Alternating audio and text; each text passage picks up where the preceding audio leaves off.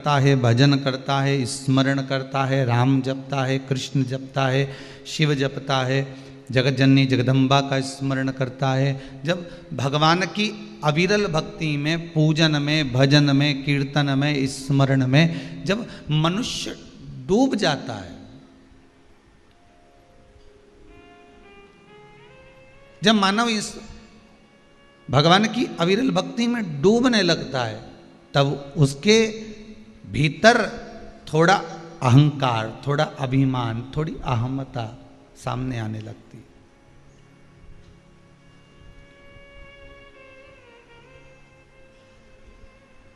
थोड़ा अभिमान उसके सम्मुख में आने लगता है। आपने कितना कमाया, कभी किसी को गिनाया? अरे बोलो तो नहीं। किसी के यहाँ ढोल पीट कर, नगाड़ा पीट कर, खूब पेटियां बजाकर, खूब दरवाज़ा बजाकर, खूब आवाज़ लगाकर आपने कहा हो, आपने कह दिया हो कि मैंने इतना कमाया है। कभी आपने कहा हो किसी से तो बात दूसरी है।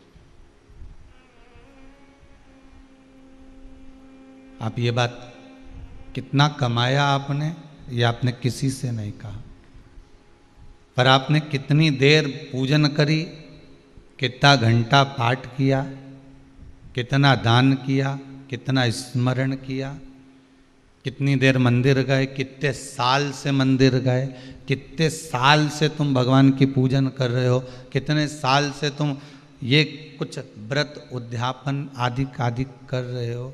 ये सब जो आप करते हो, ये आप डोंडी पीट पीट के, ढोल पीट पीट के सबको बता देते हो कि मैंने इतने व्रत करे, मैंने इतना दान करा, मैंने इतना पुण्य करा, मैंने इतना सत्कर्म करा, मैंने इतना भाव से दिया है, मैंने इतना भजन किया है। आपने सबको डोंडी पीट पीट कर कह दिया कि मैंने इतना दान करा, मैंने इतना पुण्य करा, मैंने इतना सत्कर्म करा।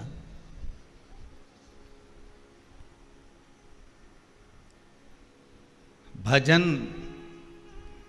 भोजन, धन और नारी, चार जितनी पर्दे में रहती है ना, उतना अच्छा लगता है।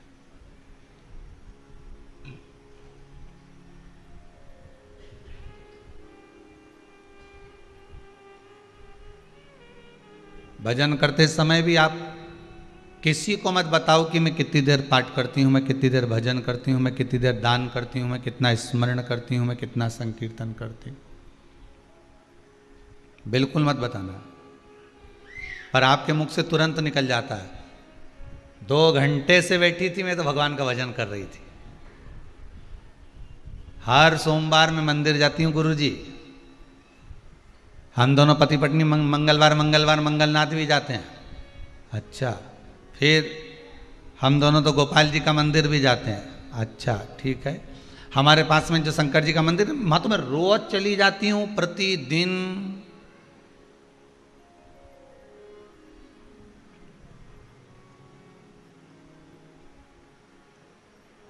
राम रक्षा स्तोत्र तो मेरे को पूरा याद है, रोज पढ़ती हूँ।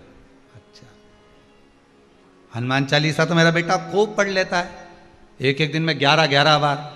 अच्छा, अब तुमने ये तो बोला कि बेटा हनुमान चालीसा पढ़ लेता है, मैं राम रक्षा स्तोत्र कर लेती हूँ, मैं ये कर लेती हूँ, मैं वो करती हूँ, मैं रोज़ मंदिर जाती हूँ, रोज़ पूजन करती हूँ, पर कभी तुमने ये नहीं बताया कि आज दीपावली से धनतेरस से लेके दिवाली तक जो तेरा व्यापार चला, उसमें कितनी कमाई हुई।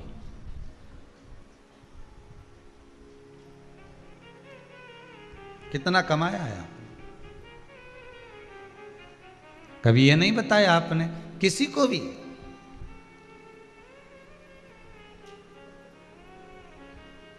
जिस धन को गुप्त रखा जाता है, उसी तरह अपने पुण्य को, अपने दान को, अपने सत्कर्म को, अपने भजन को, अपने कीर्तन को, अपने नाम स्मरण को, अपनी मंत्रमाला को, अपने गुरु मंत्र को, इनको सबको गुप्त रखो। अपना पुण्य भी गुप्त रखिए, पाप उजागर कर दो। अपना पाप उजागर कर दो, भगवान के सामने जाकर कह दो कि हमारे बराबर दुनिया में कोई पापी नहीं होगा महाराज जी। इतना झूठ बोलते, इतना कपट करते, इतनी बेईमानी करते, इतना छल करते, इतना प्रपंच करते, सब कुछ भगवान से कह दो कि हमने तो ये सब कुछ करा, मैंने तो उसको 4 शब्द भी कहे, मैंने तो उसको अपशब्द भी कहे, मैंने तो उसको गाली भी दी, सब भगवान को जाकर कह दो। तुम नी भी कहोगे तो कैमरा तो लगा है, तुम नहीं भी बोलोगे तो कैमरा तो लगा है, उसको तो सब दिख रहा है ना। श्वास गिन गिन के तुझको मिलत है,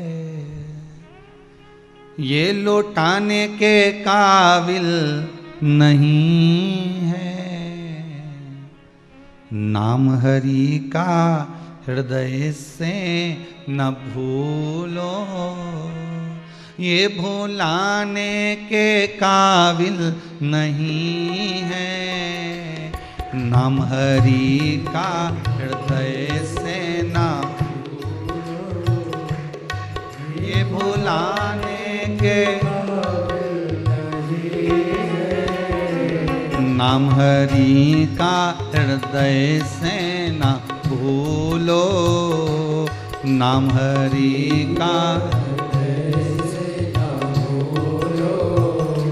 ये भुलाने के काबिल नहीं है, ये भुलाने के काबिल नहीं है। बड़ी मुश्किल से नर्तन पाया, बड़ी मुश्किल से बड़ी मुश्किल से नर्तन पाया, बड़ी मुश्किल से पाया।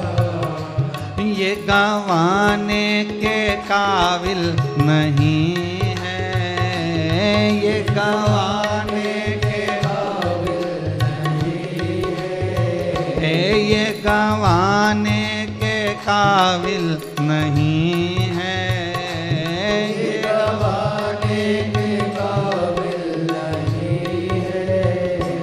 नाम हरि का हृदय से ना भूलो, नाम हरि का हृदय से ना भूलो, ये भुलाने के काबिल नहीं है, ये भुलाने के काबिल नहीं है।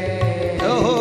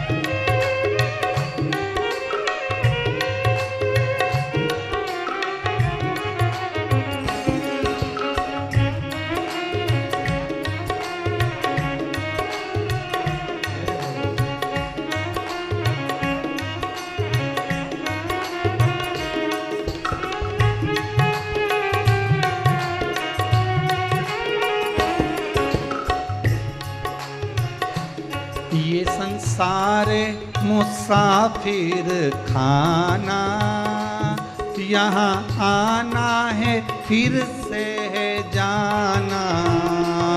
ये संसार मुसाफिर खाना, यहाँ आना है फिर से जाना। ये संसार मुसाफिर खाना, यहाँ आना है फिर से जाना। ये संसार मुसाफिर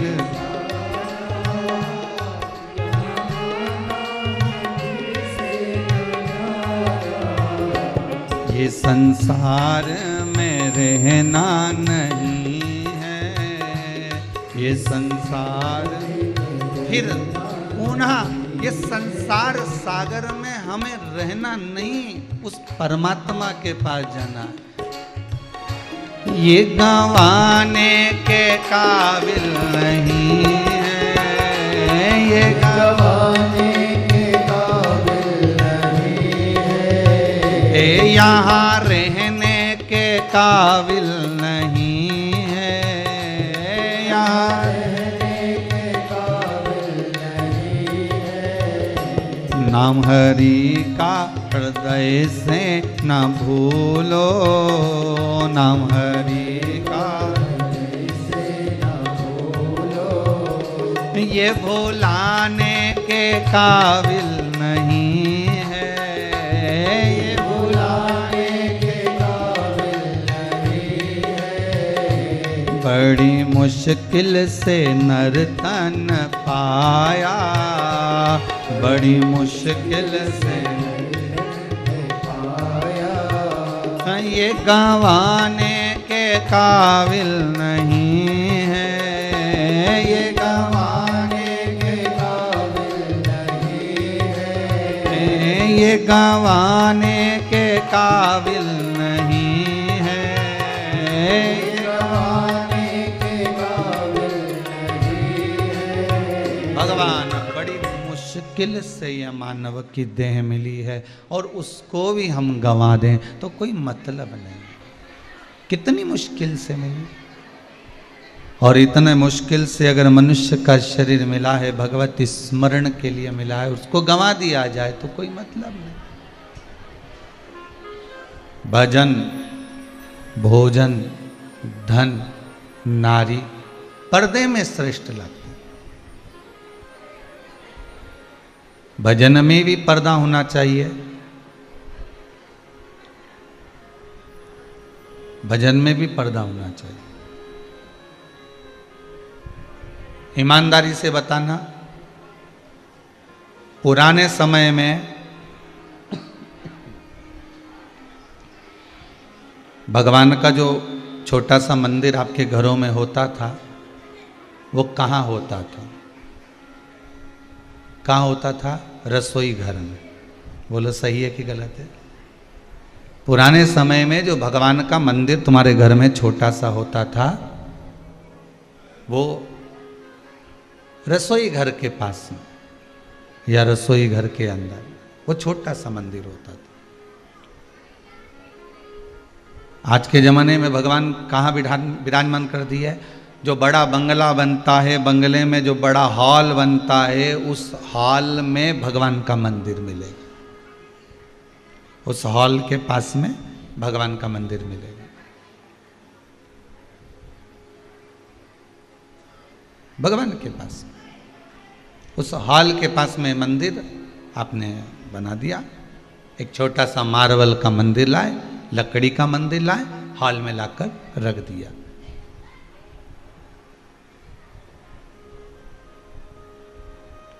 क्या पुराने जमाने के लोगों में बुद्धि की कमी होती थी क्या? अरे बोलो तो जम के नहीं।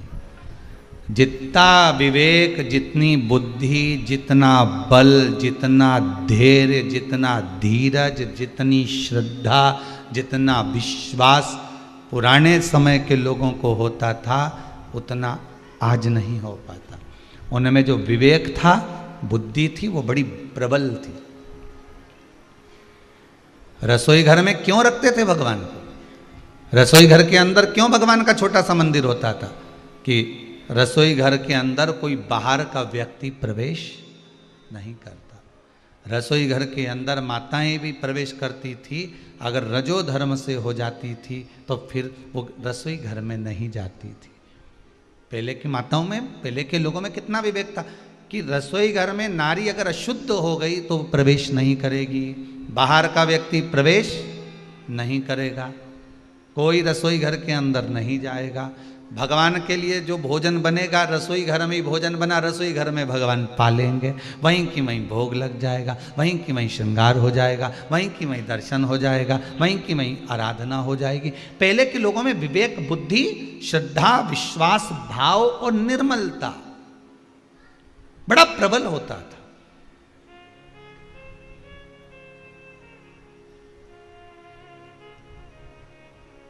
दुनिया के लोग भले उनको कुछ भी कर दें, पुराने समय की माताएं जब जब बाजार जाती थी पैसे को लेके जाती, पल्लू में बांध के ले जाती थी, तुरंत पल्लू में बांधा और ले गई। और आज के जमाने की माताएं कहाँ में ले जाती हैं? पर्स के अंदर। क्या उनके यहाँ झोला नहीं था जो पल्लू में बांध के जाती थी? अरे मुंह से तो बोलो, सब जितने आस्था पर कथा सुन रहे सब बोलो। उनके यहाँ क्या झोला नहीं था? उनके यहाँ क्या पर्स नहीं था? बैग नहीं था? सब था, पर पल्लू में बांध कर ले जाती थी। कारण क्या था? पल्लू को खोला, निकाला, दिया, फिर लिया, फिर बांध लिया। और आज के जमाने की माताएं चामड़े के पर्स में लेके गई, ऑटो में आ रही थी, ऑटो में छूट गया। बस में आ रही थी, बस में छूट गया। घर से चली थी, घर में छूट गया। दुकान पर बैठी थी, दुकान पर छूट गया। पार्लर में गई थी, पार्लर में छूट गया। 50 बार आपने सुना होगा कि पर्स छूट गया, पर कभी पुराने जमाने की माताओं से पूछा कि पल्लू कहीं छूट गया? नहीं। बस उनसे हमें यही सीखना है। चामड़े के पर्स में रुपया रखोगे कहीं छूट जाएगा। चामड़े के इस शरीर में भजन को रखोगे तो ये शरीर यहीं छूट जाएगा। आत्मा के पल्लू में बांध कर रखोगे तो परमात्मा तक पहुंच जाएगा। आत्मा के पल्लू में इस शिव नाम को बांध लेना, शंकर के नाम को बांध लेना।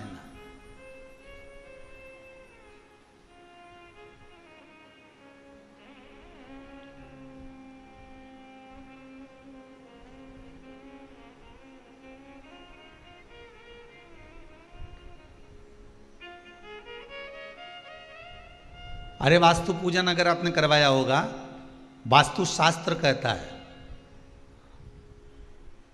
कभी आपने ध्यान दिया होगा, जब किसी प्लाट का पूजन होता है, वास्तु शास्त्र, जब किसी प्लाट का पूजन होता है कि यहां पर हमको मकान बनाना है, या हमको दुकान बनाना है, या हमको बंगला बनाना है, या हमको हमारा फार्म हाउस बनाना है, तो प्लाट का पूजन होता है कि नहीं होता? अरे बोलो तो जम के होता है कि इसका हमें भूमि पूजन कराना है। तुम पंडित जी को लेकर गए, पंडित जी ब्राह्मण देवता, हे प्रभु आप आओ पूजन कराओ।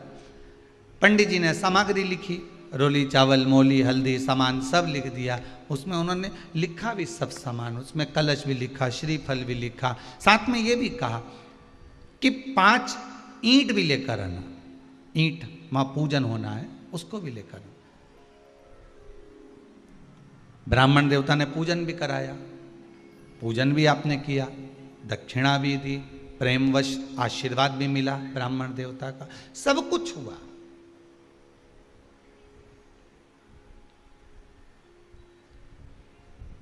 वास्तुशास्त्री को बुलाया, वास्तु वाले ने बताया कि ऐसा मकान बनाना, प्लाट में इधर इतना छोड़ देना, ये कोने में ये कर लेना, इस कोने में वॉशरूम बनाना, इसमें रसोई घर बनाना, इसमें भोजन। बोलो सही है कि गलत है? जितनी कथा सुन रहे हो आस्था पर, सब ध्यान से सुनना कथा को। रुद्राक्ष शिव महापुराण की कथा चल रही है खामगांव वालों की, बहुत ध्यान से सुनिए हमारा। एक एक चीज वास्तु के हिसाब से बनाई, सारा सामान वास्तु के हिसाब से बनाया। फिर मकान में, दुकान में, बंगले में ऐसी कौन सी कमी रह गई कि ना तो शांति है, ना लक्ष्मी टिक रही है, जो देखो बड़बड़ करे, क्रोध करे, चिड़चिड़ करे, जरा जरा से बच्चे नहीं सुने, बहुएं हमारे कहने में नहीं चले, बेटा बेटी हमारे कहने में नहीं चले। जब तुमने पूरा वास्तु के हिसाब से बंगला बनाया, तुमने सब कुछ देखकर बनाया, पूजन अर्चना आराधना, यहाँ तक कि सब कुछ अपन ने अच्छा करा, गृह प्रवेश भी अच्छा करा, सारा विधान अच्छा हुआ, फिर कारण क्या रह गया?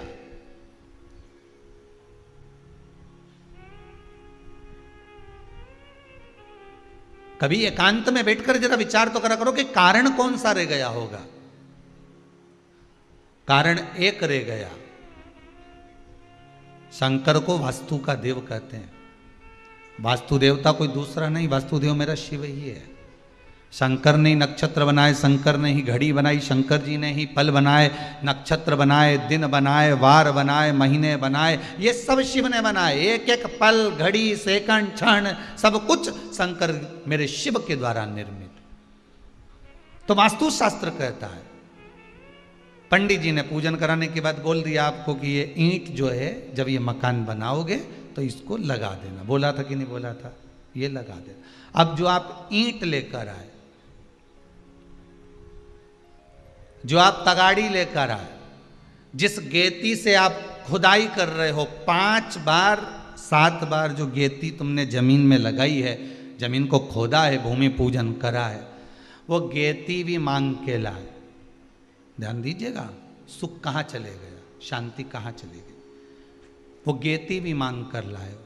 जो ईंट तुमने रखी, अभी तो तुम्हारा मकान बनना चालू होगा, इसलिए ईंट तुमने बुलाई नहीं। जा एक काम करो, वहां से उठा ला 5 ईंट।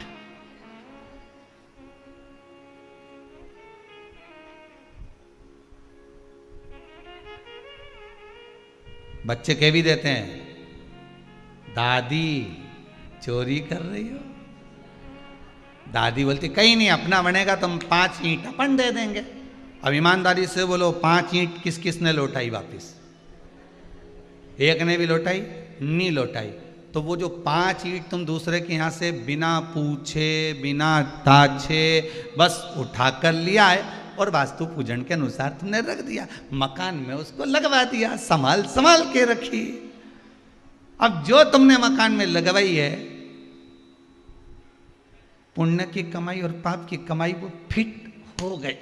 अब ऐसी फिट हुई है कि ना वो शांति दे रही है, ना वो लक्ष्मी रुकने दे रही है।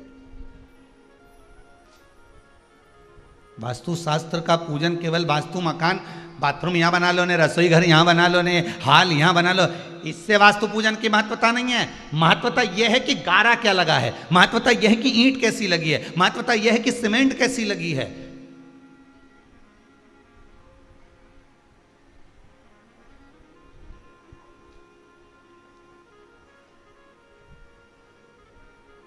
महत्वता वो देखिए।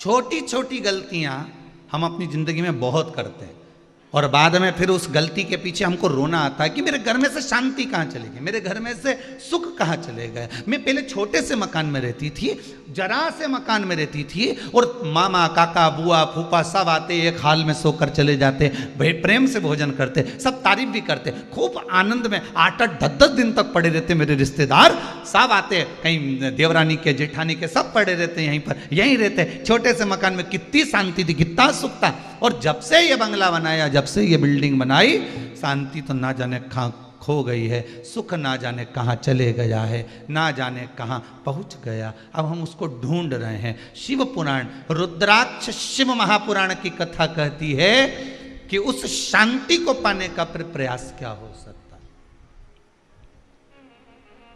किसी वस्तु से हमें, किसी के सामग्री को, किसी की वस्तु को,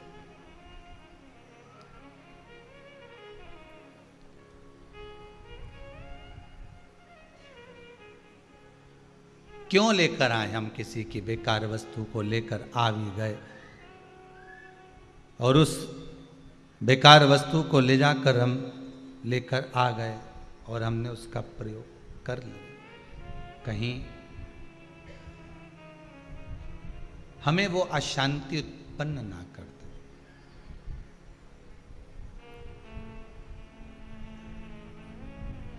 वास्तु पूजन में प्रयास करा करो अपनी सामग्री का प्रयोग। अपने घर में कुदाली हो, फावड़ा हो, गैती हो, हसिया हो, जो आपके घर में रखा है, भूमि पूजन उससे होना चाहिए। या जिस ठेकेदार को बनाने के लिए ठेका दिया है, उसको आपने कुछ शुल्क देकर ठेके में उसको निश्चित कर दिया है, तो फिर उसकी वस्तु यूज करें, उसकी वस्तु प्रयोग में।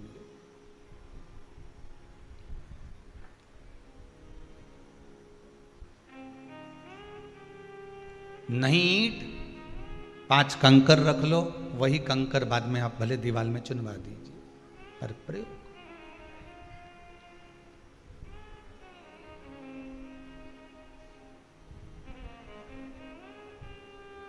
भगवान तो पहले के जो लोग होते हैं वो भगवान को अगर बिठाते हैं तो घर के रसोई घर में बिठाते हैं। हम मना नहीं करते, आप अपना बंगला बनाए हो तो भगवान का रूम जरूर बनाओ, पर भगवान को केवल हॉल में लाकर मत बिठा देना। नौकर भी निकल कर जा रहे हैं, सेवक भी निकल कर जा रहे हैं, आप भी दिन भर चप्पल पहन कर उन्हीं के सामने घूम रही हो। भले हमारी तो घर की चप्पल है तो सिर पे रख लो, घर की चप्पल है तो सिर पे लेके घूमो, नहीं घर की चप्पल है। बाहर की चप्पल तो हमने अलग रख रखी है, रसोई घर की चप्पल अलग होती है।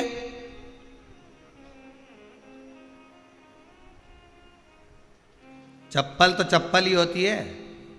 अरे बोलो तो जम के जरा। नहीं तुम एक काम करो, जो मांग का जो वो बेंदा होता है नहीं, टीका, उसको पाँव में पहन ले और पाँव की चप्पल के सिर पे पहन ले, ऐसे कान में लटका ले दो। नहीं लटका के तो देखो लोग क्या कहें, हम भी तो जाने जरा, हम भी तो सोचें कि दुनिया के लोग क्या कहते हैं। फिर वो चप्पल जो कान में लटकी रहेगी अच्छी बड़ी वाली तुम्हारी पाँव की, तो दुनिया के लोग क्या कहेंगे, ए मूर्ख है कि पागल है ये, चप्पल को सिर पे लेके घूम रही। अब तुमने चप्पल को इतनी प्रतिष्ठा प्रदान कर दी कि ये तो हमारे रसोई घर की है, रसोई घर की, ये हमारे हॉल की है। तो फिर एक काम करना, वसीयत में लिख जरूर देना कि अंतिम समय में मैं जब मरूं तो हमारी चप्पल जरूर पहना देना। जितने भी मर कर गए हैं किसी के पांव में चप्पल और जूता नहीं था। और कब तक काया को संवारोगी री जी हो, कब तक? जोर जवानी ढलक जाएगी, बचपन गया जवानी गई अधेड़ी गई बुढ़ापा आ गया, कब तक संवारोगे?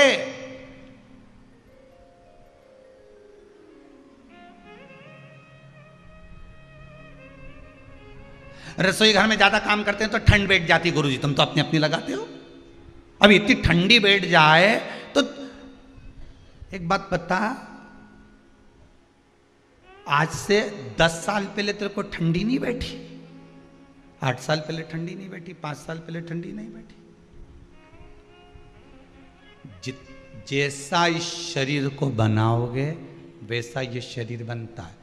रात्रि को तुम्हारी आदत हो गई कि 3 बजे तुम्हें नींद खुलेगी तो तुम्हें कोई अलार्म नहीं लगाएगा। 1-2 बार अगर तुम्हारी 3 बजे नींद खुल गई तो चौथे दिन से 3 बजे खुलेगी। भले वो पेट दुखने लगे, भले तुमको कहीं जाना पड़े, पर आधी रात को अगर तुम्हारा 2 दिन नियम हो गया कि ये शरीर 3 बजे 2:45 बजे बस नींद खुले, फिर तो वो खुल के मानेगी। चाहे तुम कितनी करवट बदलो, भले तुम फिर उसके बाद सो जाओ, पर वो खुलेगी जरूर, ये पक्का, क्योंकि शरीर की आदत हो गई।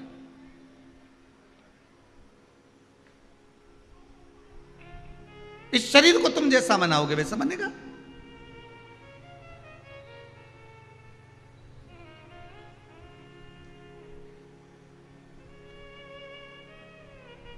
वो वाली बात याद कर लो थोड़ा सा।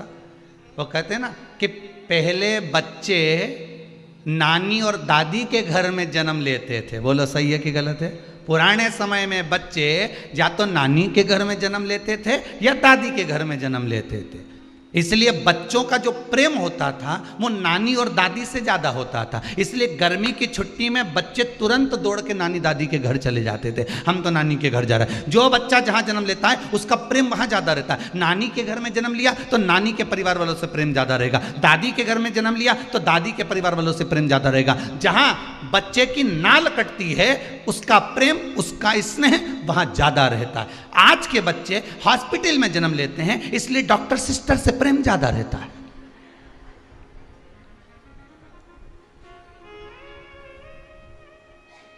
पहले नानी के घर ज्यादा जाते थे, दादी क्या हुआ तो दादी के घर ज्यादा जाता था।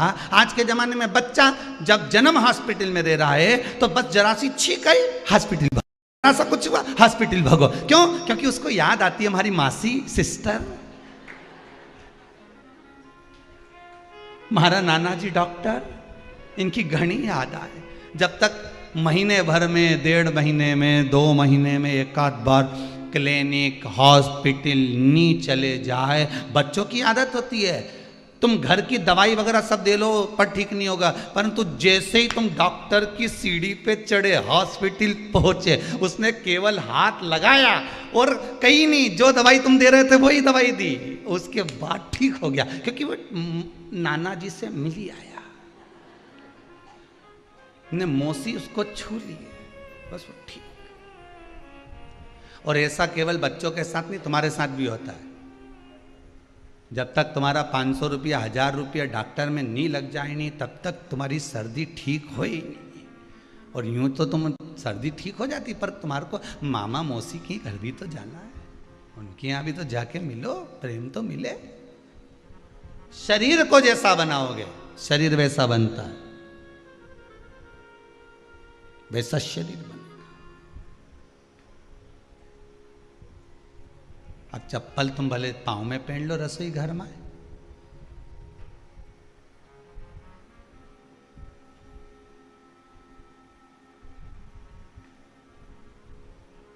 पांव अच्छा दिखना चाहिए गुरुजी, बहुत जोरदार। और मन, नर कपड़न से डरत है और नरक पड़न से ना है। कपड़े में दाग लग जाए तो नहीं पहनूं, में पीला कलर बहुत सारा लग गया हो, यहाँ इतना जो बाजू बाजू है ना, हमारी बनियान ना जाने कहाँ गला दी, किस कपड़े के साथ गला दी, वो एक बाजू मेरी इतनी इतनी पीली हो गई, मैं नहीं पहनूं। जा, कपड़े में दाग लग गया तो कपड़ा छोड़ दिया,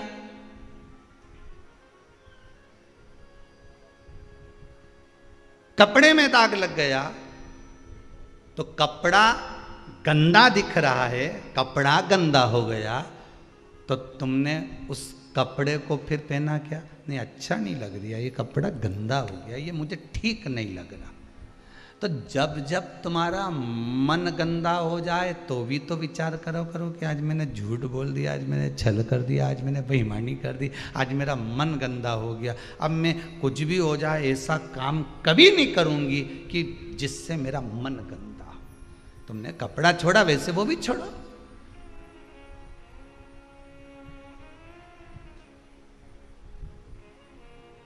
नर कपड़न से डरते और नरक पड़न से ना।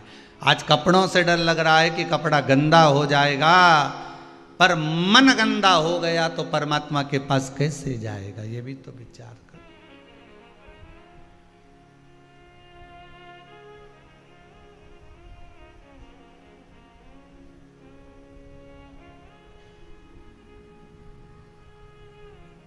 वो एक लाइन गई ना, मेली चादर ओढ़ के द्वार तिहारे,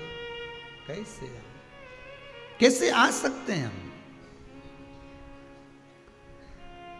इस गंदे मन को लेकर कैसे पहुंचे? भजन, भोजन, धन, नारी, मंदिर, पूजन, पाठ, अर्चना। कितनी सुंदर बात लिखी हमारे शास्त्रों में। भगवान का भजन करो तो ब्रह्म मुहूर्त में करो। ब्रह्म मुहूर्त में क्यों लिख दिया? लिख देते कि दिन दोपहरी में करो, 12-1 बजे खूब डट के करो, पर उन्होंने लिखा है ब्रह्म मुहूर्त में भगवान का भजन करो। ब्रह्म मुहूर्त में क्यों? कामी सोता रहेगा, भोगी भोग में लगा रहेगा, और योगी साधना करने वाला जब साधना में लगा रहेगा। कहते हैं ब्रह्म मुहूर्त में सुबह के समय पर जो स्वप्न देखो वो सिद्ध हो जाता। लोग कहते हैं सिद्ध हो जाता है, कहावत है लोगों की, सुबह अगर स्वप्न देखा तो वो सिद्ध होगा। तो सुबह जो भजन किया, सुबह जो मंत्र जाप किया, सुबह जो स्मरण किया, वो भी तो सिद्ध होगा। सुबह जो तुमने भजन करा है, कीर्तन करा है, स्मरण करा है, मंत्र जाप किया है, वो भी तो सिद्ध होगा। जब स्वप्न सिद्ध हो सकता है तो भजन भी तो सिद्ध हो सकता है।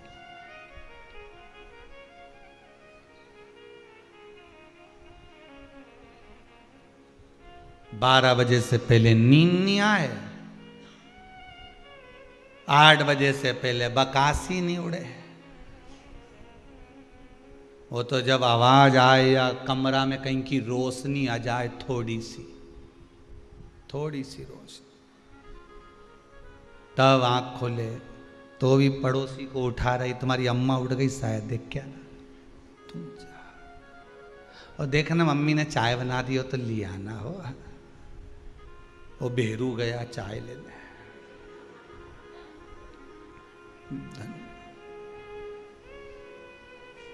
चाय दे रहा, मैडम गुड मॉर्निंग,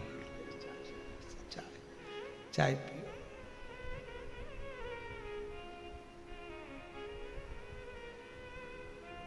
एक बार जैसे चाय लेने ऐसे गया, एक बार सवेरे जल्दी उठ के चाय खुद बना लेता और मम्मी के कमरे में लेके जाता, आज मम्मी चाय तुम्हारे लिए बनाई है।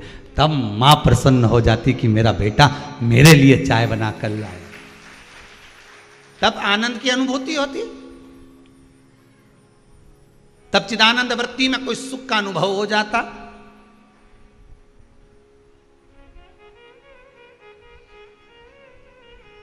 अरे सुधर जाओ रे,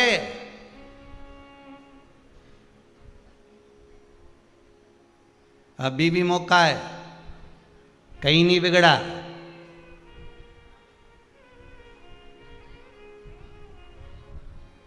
और निवेदन एक फिर करूंगा, जिनके रसोई घर में चप्पल जाती हो, भरे रसोई घर की चप्पल जा रही हो, रसोई घर में जिसके घर में चप्पल जाती हो और कोई के ये तो हमारे रसोई घर की है, निवेदन है मेरा, उस रसोई घर के भोजन को भगवान को भोग मत लगाना, बिल्कुल मत लगाओ। और कभी ब्राह्मण को भी भोजन करा रहे हो 16 श्राद्ध में और रसोई घर में चप्पल पहनकर भोजन बना रहे हो, तो ब्राह्मण को भी ऐसा भोजन मत कराओ। 16 श्राद्ध में पितरों के निमित्त भोजन करा रहे हो, चप्पल उतार कर जम्मा। कितना सुंदर व्याख्यान है साहब। ये तांबे के, पीतल के, चांदी के, स्टील के बर्तन तो अब चले हैं, एल्युमिनियम के बर्तन तो अब चले हैं, पहले तो मट्टी के बर्तन बनते थे।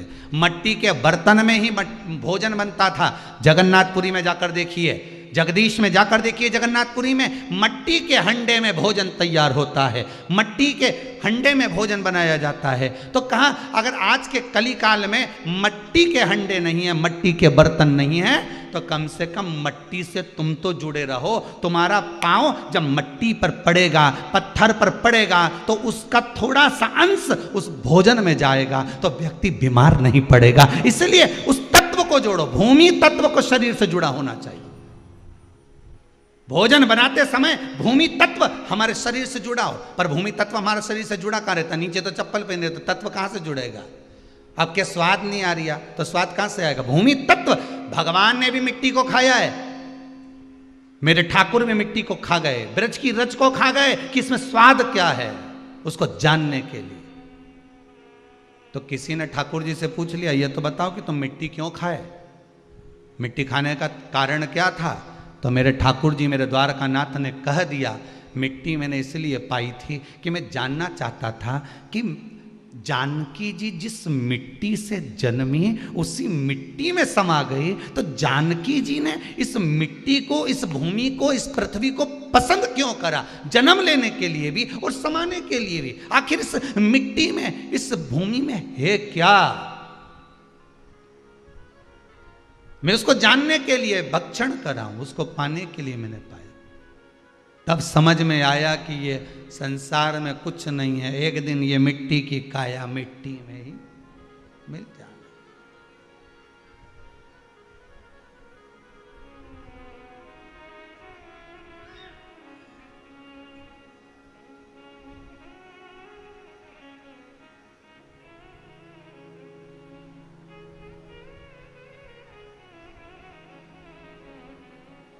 सब यही करा।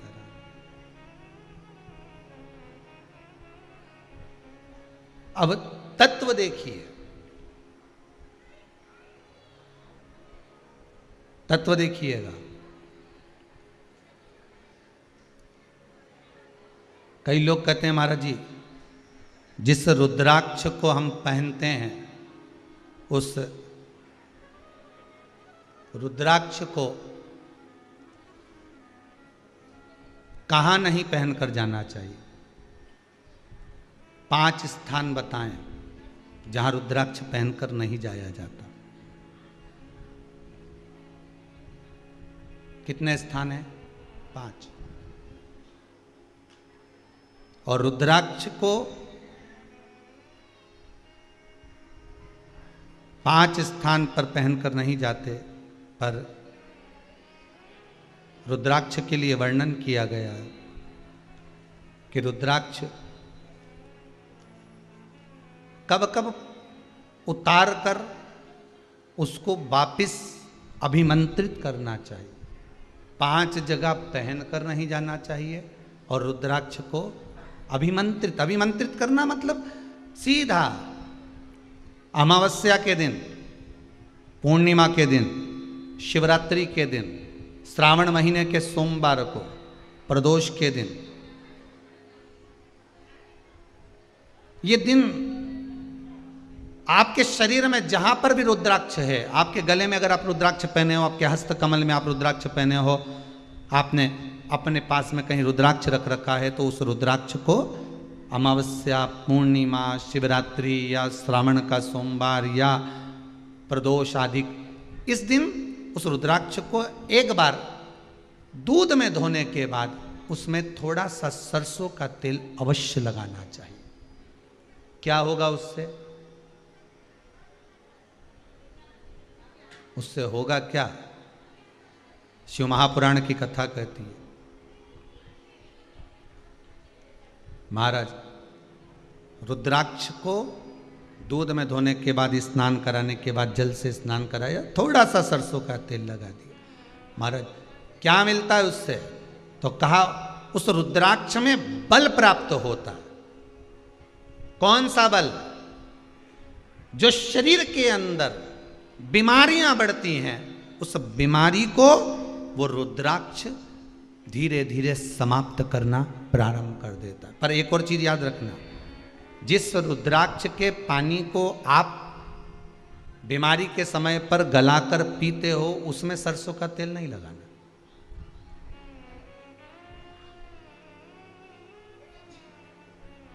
उसमें सरसों का तेल नहीं लगाना है।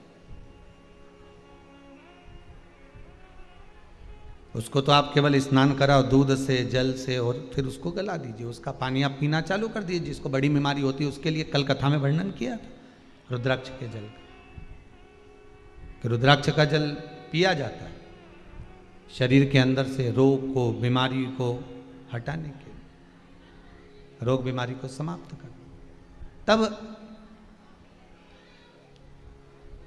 शिव पुराण कह रही है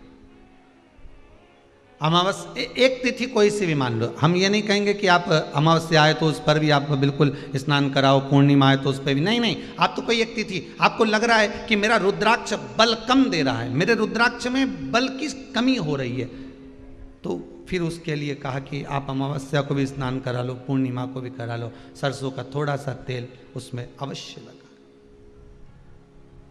रुद्राक्ष की असली पहचान काय में करी जाती है? सरसों के तेल में तो करी जाती है। आगे कथा में अपन सुनेंगे कि असली रुद्राक्ष को कैसे पहचाना जाता है। सरसों के तेल से उसका वर्णन आता है।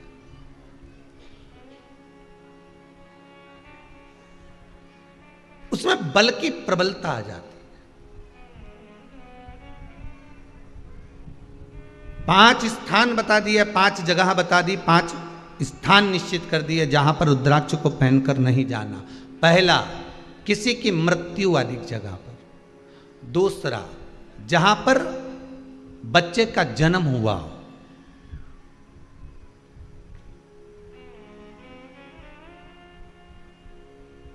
मृत्यु आदि जगह पर सूतक लगती है, जहां बच्चे का जन्म लेता है वहां सावड़ लगती है।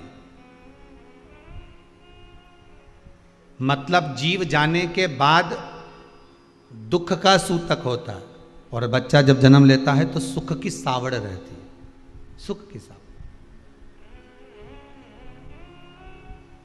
2 स्थान, तृतीय स्थान, तीसरा स्थान दिया जहां पर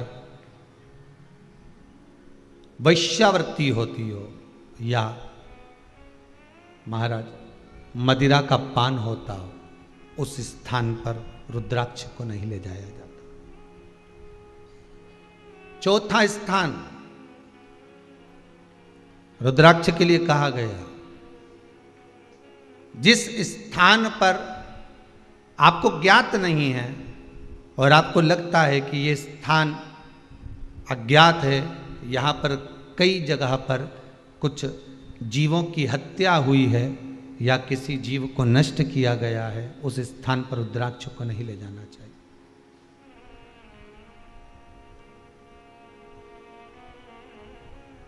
पांचवा, महाराज आपके रुद्राक्ष का जहां अपमान हो रहा है, अपमान से समझ में आ रही है ना आपको बात? एक आय को ढोंग प्रपंच में पढ़ा है, कौन ने कहा इतने रुद्राक्ष धारण कर ले? कौन ने कहा है? क्यों ढोंग प्रपंच में पढ़ा है? जहां रुद्राक्ष का, इसलिए रुद्राक्ष की मूलता है कि रुद्राक्ष का जब चक्र बनाया जाता है, रुद्राक्ष का जैसे किसी व्यक्ति का व्यापार नहीं चल रहा हो, कोई कर्जे में लदालूम हो गया हो, जिसके व्यापार बार बार बदलना पड़ रहा हो, या फिर कोई काम में मन नहीं लग रहा हो, या कहीं नौकरी सर्विस व्यापार व्यवसाय व्यक्ति का जब चलता नहीं है, तो फिर उसके लिए रुद्राक्ष चक्र के रूप में काम करता है। जैसे सुदर्शन चक्र चलता है, ऐसे रुद्राक्ष का चक्र चलता है। रुद्राक्ष चक्र कितने रुद्राक्ष से बनता है? तो कहा 9 रुद्राक्ष से बनता है। 4 मुखी रुद्राक्ष के 3 रुद्राक्ष 4 मुखी के, 5 मुखी रुद्राक्ष 3, 6 मुखी रुद्राक्ष 3, कितने हो गए? जम के बोलो 9 रुद्राक्ष हो गए। लाल धागे में एक रुद्राक्ष को 4 मुखी को पहले ले लो, फिर उस रुद्राक्ष के बाद में उसको 1.25 गांठ लगा दो।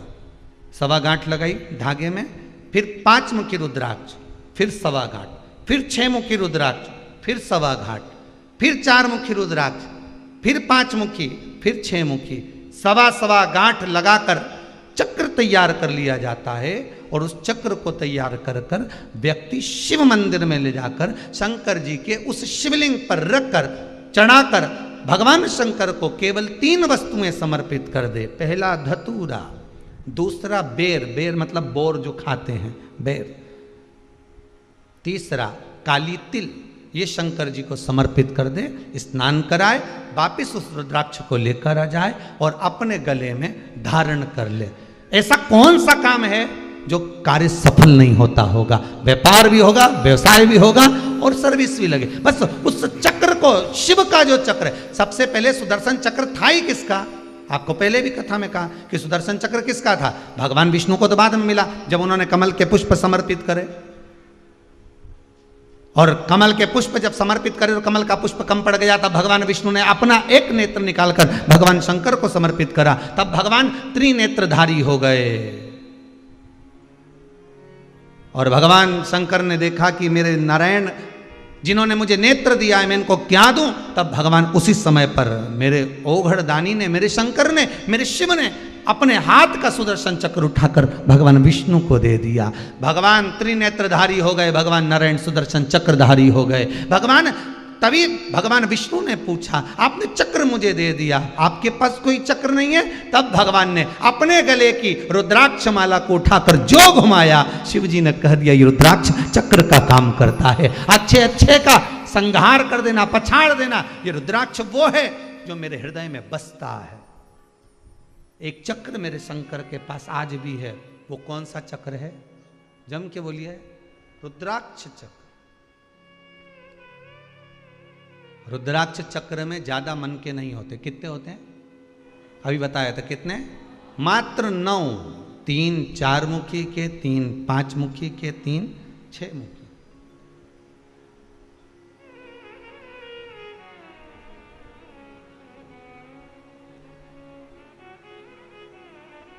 छोटे से छोटा रुद्राक्ष होता है, बहुत छोटा बहुत छोटा, उससे एक बड़ा से बड़ा। एक रुद्राक्ष का हमने वर्णन किया था कि कल एक भगत ने परसों के दिन, 1 दिन पहले श्रावण महीने के समय पर एक रुद्राक्ष भेजा है पेंडल बनाकर, आप उसका दर्शन करिए। आस्था वालों से निवेदन है वो भी दर्शन कराएं। जो बड़ा रुद्राक्ष इन्होंने भेजा, इतने बड़े रुद्राक्ष का जो दर्शन महाराज, 7 मुखी बड़ा रुद्राक्ष, शायद इतने बड़े रुद्राक्ष का दर्शन आपको पहली बार प्राप्त हो रहा होगा। पर ये रुद्राक्ष बेंगलोर से जो बनाकर भेजा है इन्होंने, 7 मुखी, 7 मुखी, 7 मुखी, बड़ा, फिर उससे छोटा, फिर उससे छोटा, इससे भी छोटा रुद्राक्ष होता है, फिर उससे भी छोटा रुद्राक्ष होता है। ऐसा नहीं होता कि रुद्राक्ष, बड़े से बड़ा रुद्राक्ष का क्रम उन्होंने भेजा कि गुरुदेव इतना बड़ा रुद्राक्ष, और उससे 7 मुखी, फिर 7 मुखी, फिर 7 मुखी, छोटे से छोटा रुद्राक्ष। आप जिस रुद्राक्ष का चक्र अपने जीवन में उतार रहे हो, फिर निवेदन करूंगा, दुनिया में ऐसा कोई समस्या नहीं जिस समस्या का कोई निदान नहीं। हर समस्या का निदान है, पर निदान किसी दूसरे के पास नहीं, निदान केवल मेरे भोले नाथ के पास में है। आपको अगर किसी समस्या का सफल आनंद चाहिए तो शंकर की शरण में जाओ। आपको सीहोर आने की भी जरूरत नहीं है, आपको हमसे मिलने की जरूरत नहीं है, आपको पंडित प्रदीप मिश्रा के पास नहीं आना, आपको किसी बाबा जोगी के पास नहीं जाना, आपको किसी के बेल भभूति लेने नहीं जाना, आपको तो शिव के पास जाना। जो शंकर की वस्तु है उसको स्वीकार करो, बस शंकर की वस्तु को स्वीकारिए।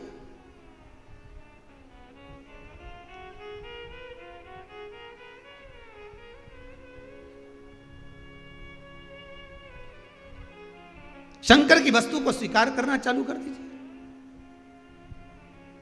अरे भाई, शिव महापुराण की कथा तो यहां तक कहती है, यहां तक वर्णन कर रही है, जिस व्यक्ति की नौकरी नहीं लगती, सर्विस नहीं लगती, हर जगह पर अप्लाई कर रहा है, बार बार इंटरव्यू देने जा रहा है, लगातार उसको अगर सफलता प्राप्ति नहीं हो रही है तो धतूरा ढूंढो। धतूरा कहीं बाजार में नहीं मिलेगा, किसी वृक्ष से धतूरा तोड़ लिया, कुछ मत चढ़ा, तू शंकर जी के मंदिर में जाकर तेरा नाम और गोत्र बोल और शिव जी को धतूरा चढ़ाना चालू कर दे और बाबा से विनती कर, धतूरा चढ़ाना चालू कर। अब धतूरा कोई बहुत कीमती होता है क्या? बहुत पैसे का मिलेगा क्या? कहीं पे मिल जाएगा। धतूरा तोड़ और चढ़ा शंकर जी को। रोज नियम बना ले कि एक धतूरा मैं शंकर जी को चढ़ाऊंगा, प्रतिदिन चढ़ाऊंगा, शिव जी से जाकर निवेदन करूंगा प्रतिदिन। शंकर जी की प्रिय वस्तु में धतूरा, बेलपत्र आदि कादि की तो है, क्या है? चढ़ा रोज एक धतूरा, फिर वही धतूरा जिसके यहां तू इंटरव्यू देने जा रहा है उसी के सिर पे चढ़ गया। जो तूने शिव जी के चढ़ाया वही धतूरा वहां चढ़ा है, तू क्यों चिंता करता है? हमारे साथ हैं भोलेनाथ जी, किस बात की चिंता, किस बात की चिंता करता? चरण में रख दिया जब माथ जी, किस बात की चिंता? तेरे भोले को रहती है तेरी हर बात की चिंता। जम के बोलिए, तेरे भोले को रहती है तेरी हर बात की चिंता। हमारे साथ हैं भोलेनाथ जी, किस बात की चिंता? चरण में रख दिया जब माथ तो किस बात की चिंता?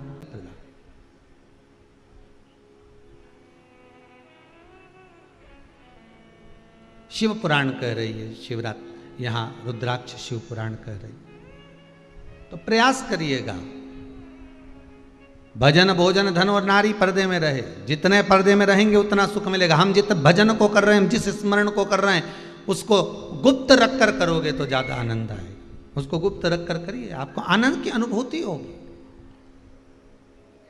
आप अपने भजन को कभी मत बताओ किसी को कि मैं 2 घंटे मंदिर जाती हूँ, कि मैं 4 घंटे तक पाठ करती हूँ, कि मैं स्मरण करती हूँ, कि मैं 3 घंटे तक ये कार्य करती हूँ। आप अपना कार्य गिनाओ, पर भगवान की सेवा मत गिनाओ। हमें भगवान की सेवा कभी नहीं गिना। भगवान को जो दान किया, ब्राह्मण को जो दान दिया, गौ माता को जो दान दिया, बहन बेटी को जो दान दिया, कभी मत बोलना कि हमने इतना दिया। नहीं नहीं, वो तो देने वाला भोलेनाथ, लेने वाला भोलेनाथ, वो दे रहा है, इसलिए हम भी दोनों हाथों से दे रहे हैं। जीवन का क्या ठिकाना है, आज है कल नहीं, सब धरा की धरा रह जाएगा। एसी का रूम ने, डनलप का गद्दा ने, अलमारी में कपड़ा, बोलो तो जी जी सही है कि गलत है, सब पड़ा रह जाए, कौन देखे जाए। और तुम्हारा कपड़ा भी कोई नहीं पहनेगा, ईमानदारी की तो बात ही है, कौन पहनेगा।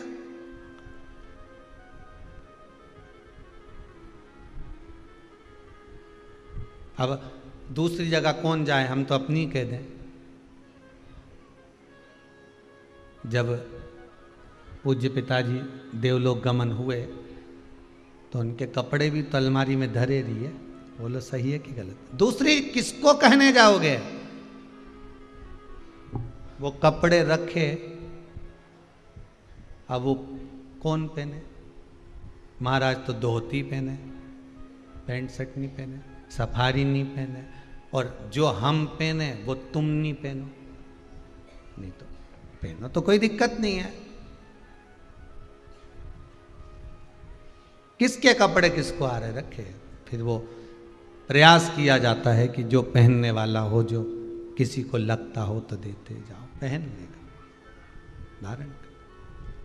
इसलिए आपसे बारंबार कहते हैं, जीवन का कोई ठिकाना नहीं, श्वास रुक जाएगी चलते चलते, क्षमा बुझ जाएगी जलते जलते, दम निकल जाएगा रोशनी का, क्या भरोसा है इस जिंदगी का। खूब भजन करो, खूब, भगवान दे दे तो कथा भी करवा लो, सत्संग भी करवा लो, भजन भी कर लो, शिव पुराण भी सुन लो।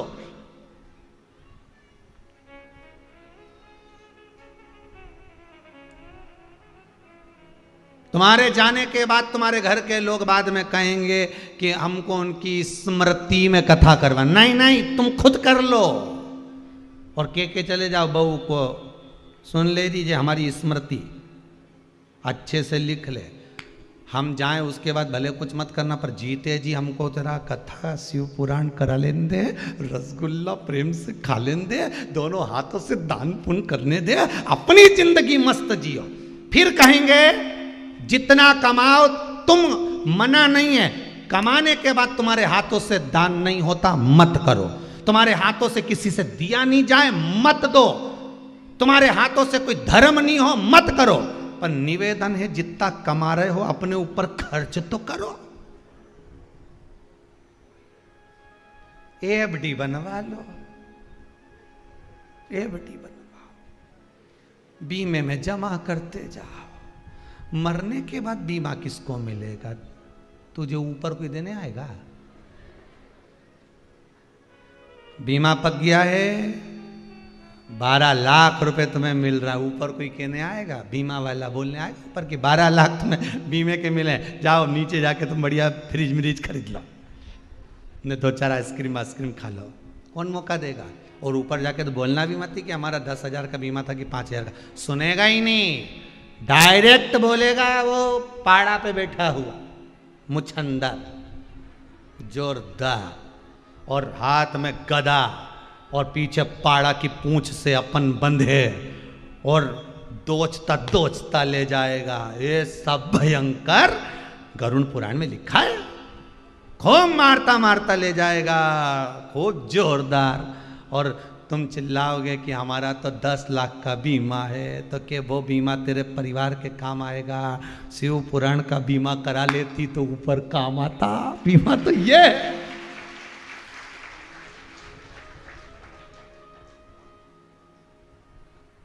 आस्था चैनल पर ऑनलाइन बुकिंग हो रही थी इस बीमे की 1 बजे से, बोलो तो 4 बजे तक रोज।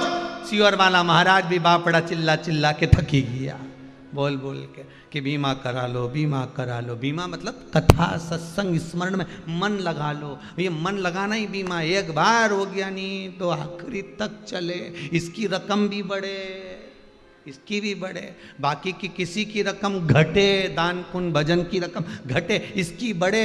शंकर को दिया कभी नहीं घटता, शिव महापुराण में किया कभी नहीं घटता, शंकर के अनुमोदन में स्मरण में किया कभी नहीं घटता, इसका बढ़ता है। इसलिए बढ़ रहा है, रकम बढ़ रही। तो जितने लोग शिव पुराण की कथा सुन रहे हो, तुम घबराना मत ही न, कहीं नहीं हो। अपन तो पाड़ा की पूंछ से भी बन के नहीं जा, अपन तो जोरदार जाएंगे। बीमा जोरदार है, कहीं कर लिया। बीमा बड़ा अच्छा नहीं जो।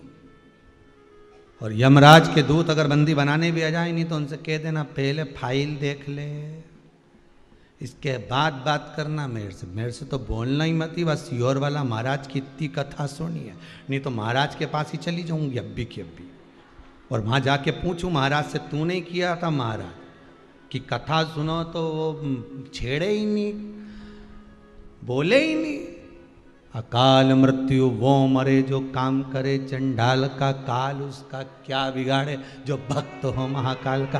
तू नहीं बोला था सियोर वाला महाराज जी? बोल देना तुम तो सियोर वाला महाराज जी से कि मैं जाऊं अब्बी की अभी। यमराज से कहते ना अब्बी जाऊं मैं सियोर, 2 मिनट नहीं लगे महाराज, अब भी पहुंची। और मैं ही बात करूं महाराज जी से कि तुमने कहा था कि ये कुछ नहीं बिगाड़ेगा यमराज भी, क्योंकि तुमने शंकर की कथा सुनी है, तो फिर ये कैसे आ गया, ये तू आया कैसे मेरे दरवाजे पर? तो फिर यमराज भी कह देगा जी जी मैं तो कहीं नहीं, मैं तो देखने आया था। वो भी कह देगा मैं तो थारे प्रणाम करने आया था कि तूने शंकर की इतनी कथा सुनी कि थारा रोम रोम में 3.5 करोड़ रोम छिद्र में शंकर की कथा ऐसी बैठ गई, तो 9 महीने से 10 महीने से 8 महीने से 2 साल से ऐसी सुन रही है कि रोम रोम में कथा चली गई। अब तो कहीं की दूसरी पानी भी चढ़ाए तो तू के बता दे, काय को मंदिर का ले रही, घर से लाई। अब तो तू भी सुधारने का काम कर दे। रोम रोम में शिव बैठना चाहिए, नस नस में शंकर हो, नस नस में शंकर। फिर क्या डरना उसमें? या तो शिव पुराण, मत बुरे कर्म कर बंदे वरना पछताएगा, भगवान की आंखों से तू बच नहीं सकता।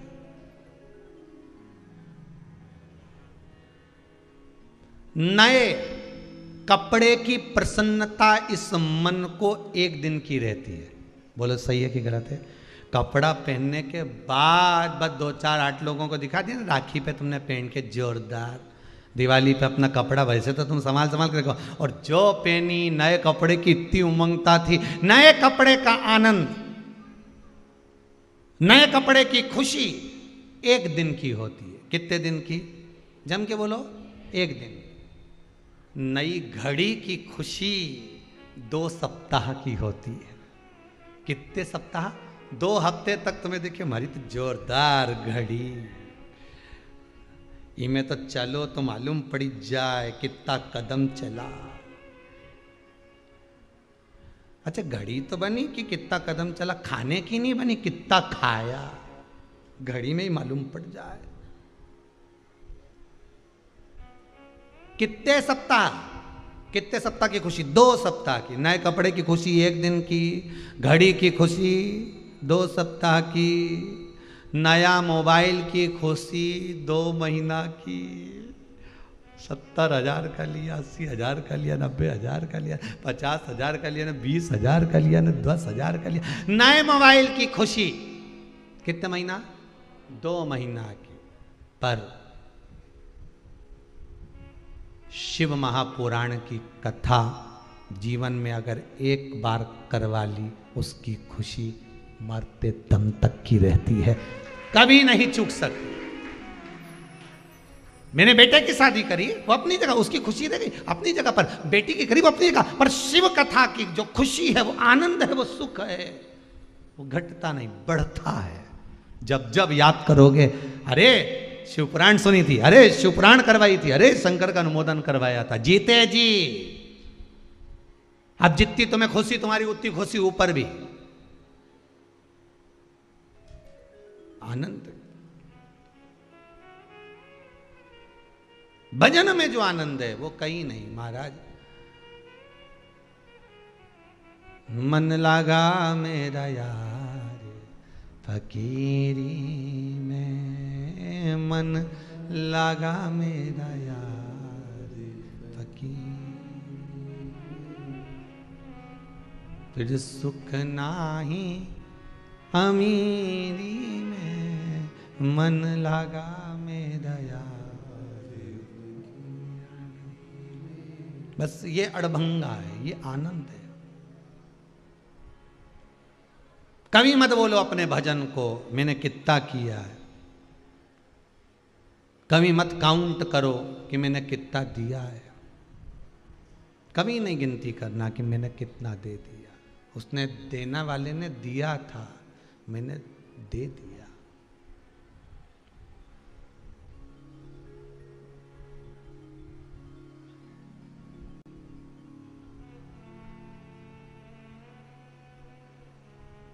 महाराज शिव पुराण कह रही है, देवऋषि नारद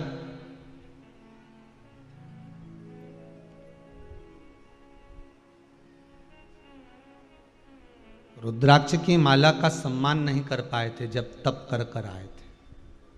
कथा जब शुरू हुई आज की, रुद्राक्ष शिव महापुराण जो दूसरे दिन की चल रही है, आज द्वितीय दिवस की चल रही है, उसका स्मरण करिए जरा कि पूजन करने का, दान करने का, भजन करने का, स्मरण करने का अहंकार नहीं आना चाहिए। मैंने कुछ नहीं दिया, भोलेनाथ जी ने मेरा हाथ पकड़ लिया, उन्होंने प्रेरणा दी कि जा वहां दान देकर आ, वहां धर्म करके आ, वहां ऐसा कर कर आ, वहां ऐसा करना। शिव कह रहे हैं तब हम जा रहे हैं।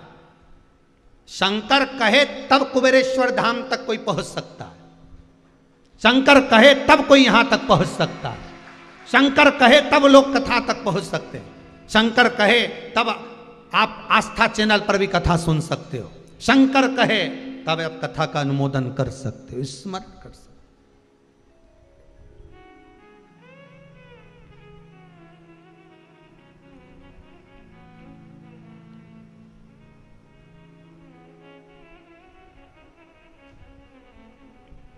शिव करे सो है। शंकर अगर, मेरे भोलेनाथ अगर प्रेरणा नहीं दे तो आप कहाँ आ रहे हो यहाँ? कहाँ आप कहाँ कथा सुन पा रहे हो? टीवी पर, टीवी के सामने बैठकर। आप कहाँ मोबाइल पर सुन पा रहे हो?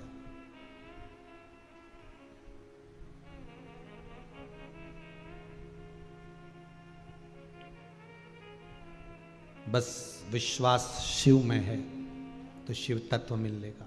मेरा ईश्वर, मेरा भगवान, मेरा ठाकुर, मेरा भोलेनाथ, मेरा शंभू, मेरा राम, मेरा कृष्ण मिलेगा।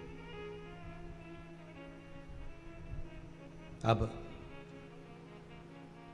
देवऋषि नारद ने सम्मान नहीं करा रुद्राक्ष की माला, भगवान शंकर ने दी थी। बस इतना जरूर कहा था माला देने के बाद कि ए देवऋषि नारद, इतना जरूर याद करो कि तुमने जो मुझसे कहा कि कामदेव को मैंने जीत लिया, जिसको आप नहीं जीत पाए, ये बात आप भगवान विष्णु से मत कहना। पर नारद जी जो माला पहनकर गए, रुद्राक्ष की माला देवऋषि नारद ने उतार कर जमीन पर पटक दी। ये माला मैं पहनूंगा, ये माला मैं पहनूंगा। रुद्राक्ष की माला महाराज ये बल प्रदान करती है, तो व्यक्ति के ब्लड प्रेशर को, शुगर को भी लेवल कर देती है। बहुत बहुत ध्यान देना महाराज। जिस दिन आपका ब्लड प्रेशर ऊंचा जा रहा हो या नीचा जा रहा हो, डॉक्टर कह रहे हैं बहुत हाई हो गया, बहुत नीचा हो गया, दवाई खाओ, मना नहीं हमारी तरफ से, आप खाओ, पर थोड़ी देर के लिए आपके घर में अगर कोई रुद्राक्ष पड़ा हो, कोई रुद्राक्ष रखा हो, क्योंकि रखे को और पड़े में अंतर हो जाता है कि तुम उसका प्रयोग तो करते नहीं हो, तो पड़ा है। बहुत सारे रुद्राक्ष, कई माताएं कह देती हमारे यहाँ बहुत सारे पड़े, पड़े का अलग संबोधन की, रखा मतलब उसका आपने प्रयोग नहीं करा। आपने उस रुद्राक्ष को, अगर शंकर का स्पर्श हुआ है, सिद्ध करा हुआ रुद्राक्ष है, तो अगर ब्लड प्रेशर ऊंचा नीचा भी हो रहा है तो थोड़ी देर रुद्राक्ष को हाथ में रख लो, या फिर दोनों हाथ से दबाओ, मलो, या पूरी हथेली में उसको घुमाना प्रारंभ कर दो। ज़्यादा से ज़्यादा 5 मिनट 3 मिनट करना, ब्लड प्रेशर लेवल पर आ जाए। करके जरूर देखना। श्योर वाला महाराज झूठ तो नहीं बोल रही यार, करके जरूर देखो, प्रैक्टिकल जरूर करो। कहीं और श्योर वाला महाराज झूठ बोले तो प्रैक्टिकल जरूर करो, बिना प्रैक्टिकल के नहीं रहना। क्योंकि महाराज बोल रहा है कथा में से, और कथा में से निकालेगा सो बताएगा। अपन तो सब चीज रखो यहाँ पर, एक एक चीज का वर्णन रखो। जो भी चीज कोई पूछे, तुमसे भी कहीं का पूछे कि काली मिर्ची का कहाँ लिखा, तो बता देना 14वें अध्याय में 57वें नंबर श्लोक में लिखा है कि काली मिर्ची शंकर जी को चढ़ती है। तुम्हें बताने में क्या जाए, एक एक चीज का प्रूफ रखिए, रखो सामने और बताओ। तो ब्लड प्रेशर को लेवल में कर देता है रुद्राक्ष। ब्लड प्रेशर, दुनिया के लोगों बस कथा पढ़ते हैं, बस उन्होंने कहा हमने तो पढ़ी, हमें तो कहीं मिला ही नहीं। तो देखे तो ढूंढने में तो भगवान मिल जाए दादा, ढूंढो तो, ढूंढना पड़ेगा, कथा में प्रवेश करना पड़ेगा आपको। केवल ऊपर से नहीं, भीतर से, इस दिल से जुड़ो कथा में। फिर हाथ जोड़ के निवेदन है, जितने शंकर की कथा आप लोग श्रवण करने वाले श्रोता भाई बहन हैं, मेरा करबद्ध निवेदन है, श्योर वाला महाराज पे विश्वास करो ना करो, पर शंकर पर जरूर करना। वो डूबने नहीं देगा तुमको। उसने मेरे जैसे को अगर हाथ पकड़ा है तो आपका भी पकड़ेगा, यह पक्का है। उसका अनुमोदन करो, उसका स्मरण करो, जपो उसको, भजो उसको, भजो उसको।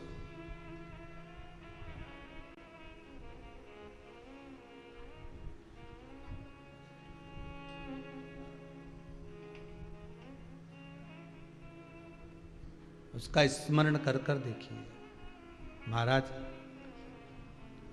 हाथ में जब ब्लड प्रेशर ऊंचा नीचा जा रहा हो, डॉक्टर कहीं दूर हो, आप ग्रामीण क्षेत्र में दे रहे हो, नहीं जान पाए, और किसी ने कह दिया कि ब्लड प्रेशर ऊंचा नीचा हो गया, रुद्राक्ष जो आपके पास में, उसको अच्छा जम कर हाथ की हथेली में उस रुद्राक्ष को श्री शिवाय नमस्तुभ्यं बोलकर, ओम नमः शिवाय पंचाक्षर मंत्र बोलकर, नमः शिवाय ओम बोलकर, जो आपकी मर्जी पड़े, शंकर को भज लो, उस काल अधिपति महाकाल का स्मरण कर लो, विश्वेश्वर मेरे विश्वनाथ का स्मरण कर लो, और उस रुद्राक्ष को मलो, होगा।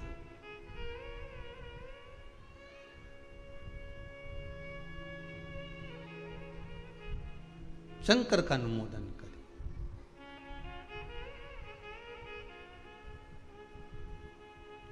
महाराज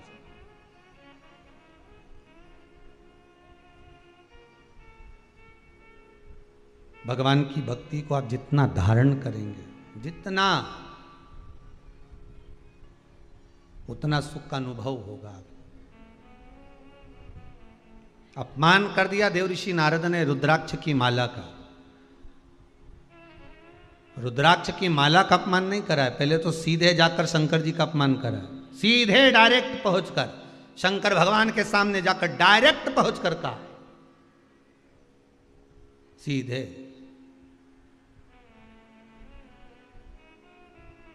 भोलेनाथ, जिस कामदेव को आप नहीं जीत पाए, उस कामदेव को मैंने जीता है। शंकर भगवान मन में सोचे, बस बात तो यही है, तूने कामदेव को जीता, मैंने रिश्तेदारी जीती है।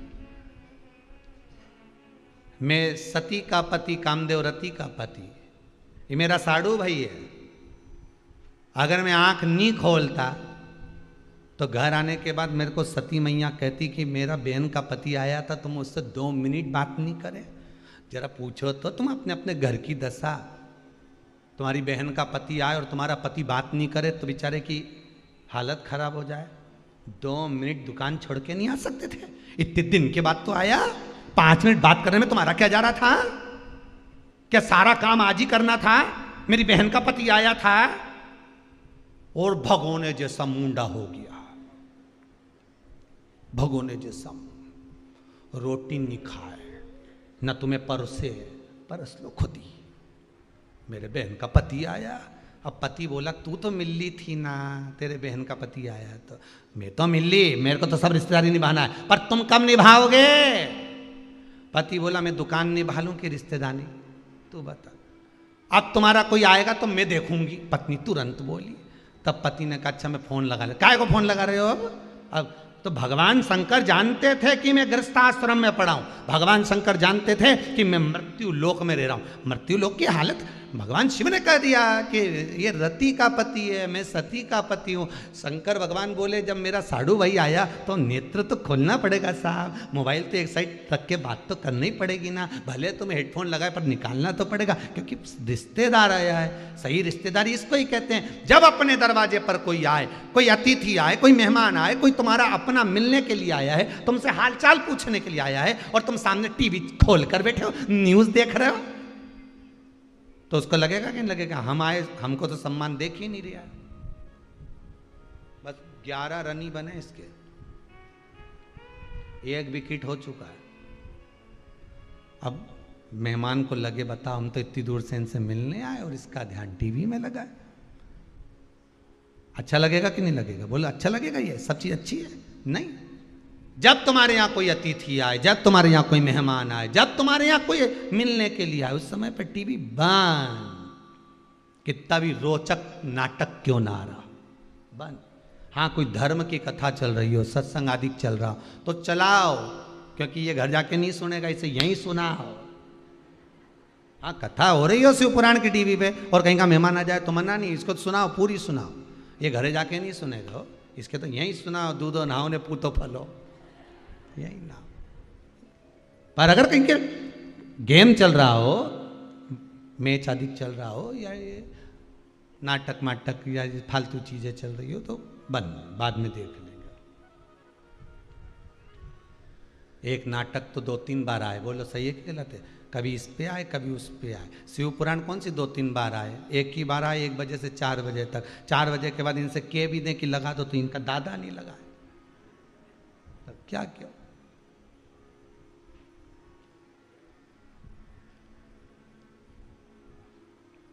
तो ये तो एक ही बार मिले, और अब की तो अभी 7 दिन की होने के बाद अब इसके बाद नंबर फिर लंबा है, थोड़ा आराम विश्राम करेंगे। बहुत समय से कथा क्रम से चल रही है, फिर देखेंगे महीने भर बाद बाबा कृपा करेगा सो फिर मिलेगी। और रुद्राक्ष शिव पुराण की कथा मिल रही।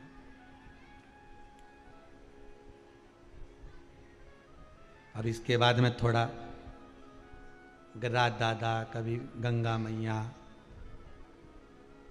स्मरण कर ले, भगवत भजन हो जाए,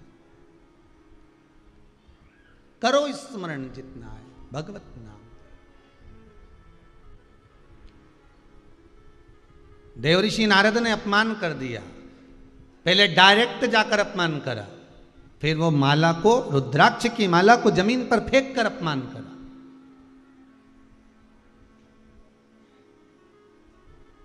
बहुत कीमती हैं शंकर जी के ये नयन के अश्रु, रुद्राक्ष बहुत कीमती। जो मोल समझ गया ना वही जान सकता है। आपके आंसुओं का मोल वही जानेगा जो उसकी कीमत जानता होगा। नहीं तो तुम दिन रात आंसुड़ा ढलकाती रहो, कोई नहीं पूछे तुमसे, पर जो मोल समझे वही, उसी के सामने रोना श्रेष्ठ है। जो आंसू पहुंचते समय ताना ना दे, अब शब्द ना करें। महाराज अब रुद्राक्ष की माला फेंक दी, देवऋषि नारद चले गए। भगवान विष्णु के यहां जाकर उन्होंने वही संवाद करा। शंकर भगवान का फिर वही वाक्य कहा तो देवऋषि नारद के शब्द सुनकर भगवान विष्णु की आंख से जल बहा। मेरे प्रभु की आज निंदा कर दी है, मेरे प्रभु की निंदा, मेरे शिव की निंदा कर दी। और नेत्र बंद कर कर देखा तो क्या देखा कि देवर्षि नारद ने रुद्राक्ष की माला को भूमि पर पटक दिया था, जिसको नंदी ने उठा लिया था,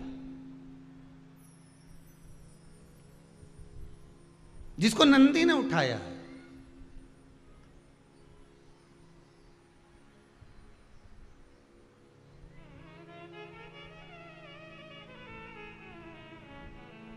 और नंदी ने उस रुद्राक्ष की माला को भगवान विष्णु शिव जी को ले जाकर दिया। प्रभु जी तो आपके गले की माला है। शंकर भगवान बोले हाँ मेरे गले की।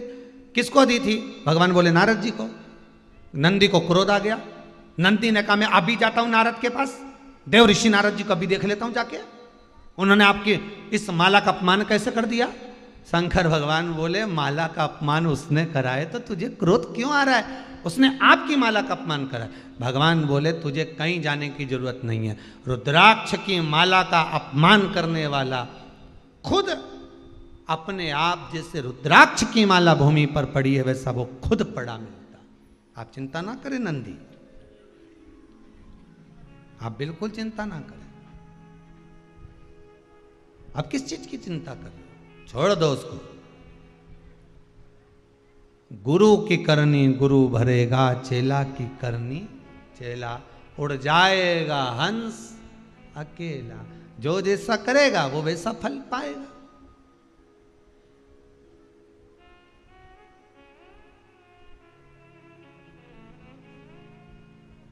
जैसा कर्म वो कर रहा है उसके अनुसार उसको फल मिल रहा है। उसने अगर अपमान करा है तो अपमान का फल, उसने अगर कुछ कहा है तो उसको वही चीज श्रवण करने को मिल रही है, उसको मिलेगा वो। आप अपने मुख से कहकर कुछ विचार ना करिए, अपने मुख से बोलकर आप उसका स्मरण ना करिए, छोड़ो।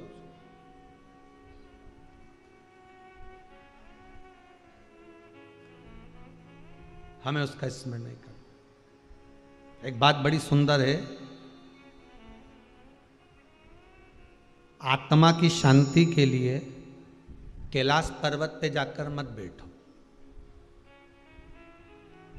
आत्मा की शांति के लिए हमें कैलाश जाने की जरूरत नहीं है। हमें केदारनाथ जाकर ठंडे में बैठने की जरूरत नहीं है। आत्मा को ठंडी रखने के लिए, शांति रखने के लिए, कूल रखने के लिए हमें कैलाश पर जाकर नहीं बैठना। कैलाश वाले को हमारे अंदर लाकर बिठाना है, हमें कैलाश नहीं जाना है।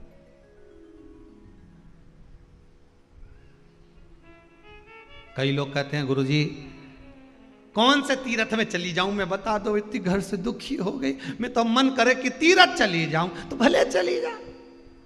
अभी अभी कल की बात है, रात्रि ने जन्माष्टमी के दिन रात्रि को 11 बजे की बात, नहीं 11-12 बजे, शायद 10:30 पौने 11 की बात हो। कहे हमारा मन नहीं लगे घर में रहने का, अब तो मैंने सोच लिया किसी तीर्थ में जाके रहूंगी।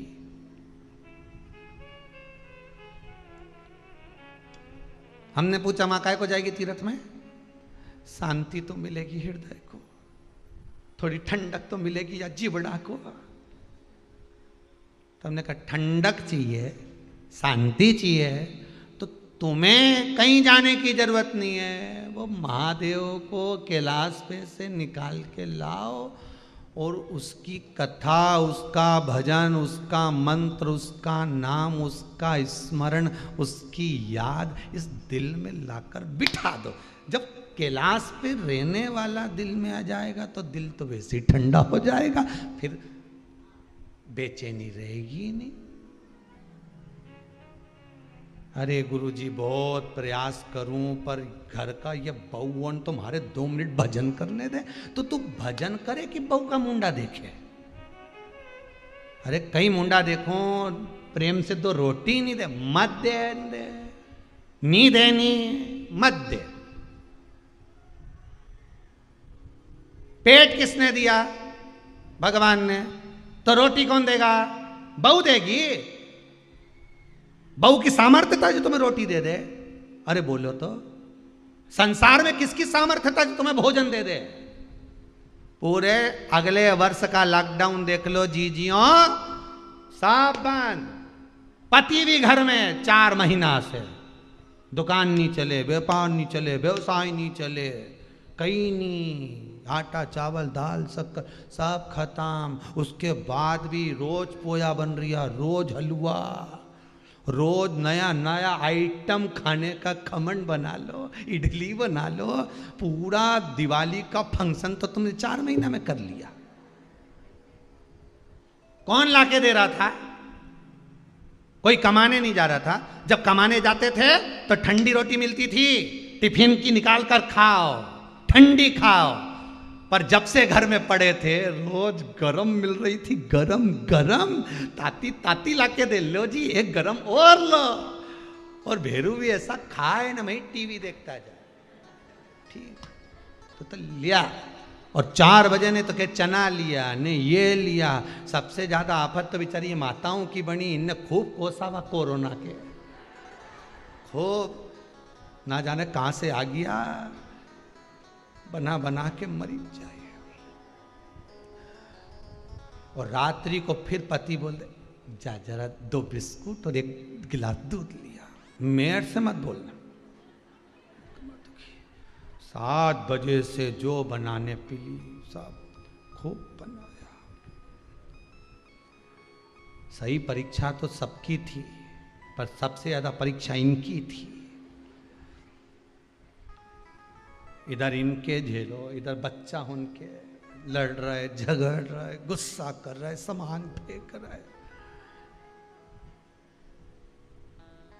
उधर से अम्मा बब्बा, उधर से मायके की याद आ रही। पर बस उनमें ना ट्रेन चले ना बस चले, जिवड़ा करे, पंख होते तो उड़ी आती, कहां जा।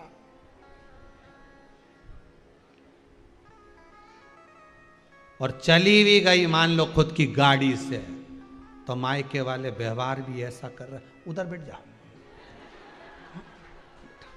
थोड़ा मास्क लगाओ, मुंह पे हाथ सैनिटाइज करो, और जितने कपड़े पहने हो सब धो। तो क्या हम कोई मरे में से आ रहे हैं? नहीं, धो जा, सब धो। अब कौन खिला रहा था उनसे? हमने अम्मा जी से यही बोला, जो माता जी बेचारी दुखी होके आई, हम तो कई करे, हम तो वृंदावन चले जाएं कि वहाँ चले जाएं कि वहाँ, भले चले जाओ, पर बिहारी जी को हृदय में बिठाओ, कैलाश अधिपति को हृदय में बिठाओ। तुम्हारे जाने से कुछ नहीं होगा कि तीर्थ में जाके बैठ जाओगे तो तुम्हारा मन शांत हो जाएगा। अच्छे से सुन लो री जीजियो, और भाइयों से भी निवेदन अच्छे से सुन लो कि मैं तो बहुत घर से परेशान हो गया, अब तो मैं घर छोड़ दूंगा, मैं वहां जाके रहूंगा। तुम कहीं पे भी चले जाओ, जब तक भगवान हृदय में नहीं बैठेगा तब तक कहीं पे भी रह लो, सुकून नहीं मिलेगा। नहीं तो घर में ही मन भगवान को हृदय में बिठा लो, इस दिल में। तुम घर में ही टीवी के सामने कथा सुनती हो, भगवान को दिल में बिठाओ, फिर तुम्हें कहीं जाने की जरूरत नहीं। मन चंगा कठोते में गंगा, कहीं नहीं जाना आपने, फिर तो तुम्हारा मन करेगा ही नहीं, अब नहीं जाऊं। 1 बजे से महाराज जी की कथा है, मैं कहीं नहीं जाना, मेरे को तो कथा सुनना। अब तो मायके में भी जिवड़ा नहीं लगे, मायके गई राखी बांधने तो टीवी चालू कर दो, महाराज आ रिया होगा। व्रत की शिव पुराण चल रही थी उस समय पे, तो टीवी चालू करो, महाराज आ रिया, हम कथा सुनेंगे 2 बजे शायद, ठीक। चित्त नहीं लग रहा, मतलब शिव बैठ गया। अब भ्रांति नहीं रही, अब ब्रह्मता नहीं रही।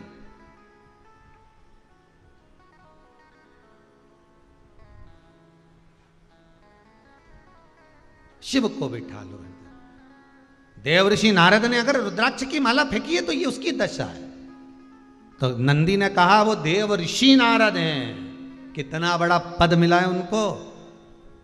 इतना बड़ा पद मिलने के बाद कुछ होता है क्या? नहीं नहीं नहीं नहीं। अगर अहंकार अगर हृदय में आ गया, शिव की निंदा कर दी, रुद्राक्ष को फेंक दिया, रुद्राक्ष का स्मरण नहीं करा, तो गति तो बिगड़ना है, कुछ नहीं करना, गति बिगड़ना। हुआ बंदर का मुख लगा देव ऋषि नारद को। काय का मुख लगाए? बंदर। अब इतने बड़े ऋषि, देवताओं के भी ऋषि बनकर बैठे हैं देव ऋषि नारद, फिर बंदर का मुख क्यों, किस लिए?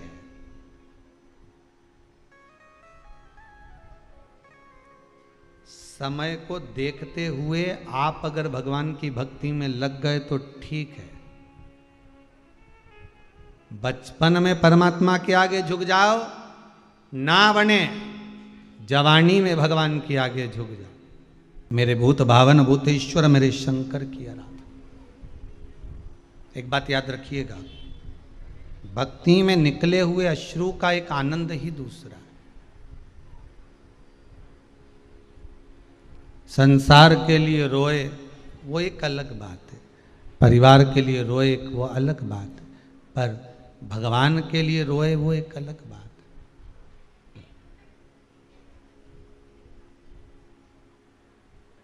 शिव मिला, मेरे भोले, मेरे ओघड़ी, मेरे दातार, मेरे शंकर।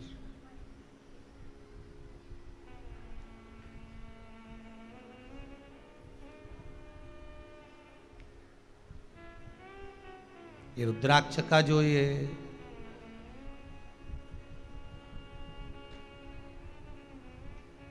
स्वरूप है, फल है,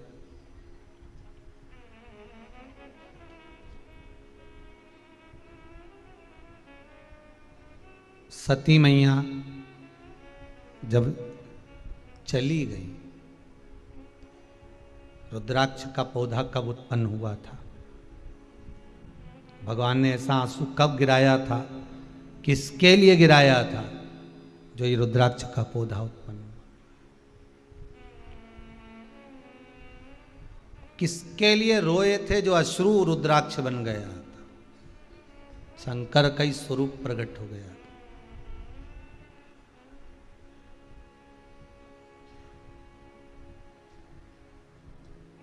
शिव जी को सारे रुद्राक्ष प्रिय हैं, पर शंकर जी को सबसे ज्यादा प्रिय है दो मुखी रुद्राक्ष। कौन सा रुद्राक्ष? दो मुखी रुद्राक्ष। शिव को सारे रुद्राक्ष प्रिय हैं क्योंकि शंकर के नैन अश्रु से बने, पर दो मुखी रुद्राक्ष शंकर को अधिक प्रिय है क्योंकि वो सती और शिव का स्वरूप है। जिसके लिए आंसू बहाया था वही सम्मुख में आया था। सती मैया चली गई,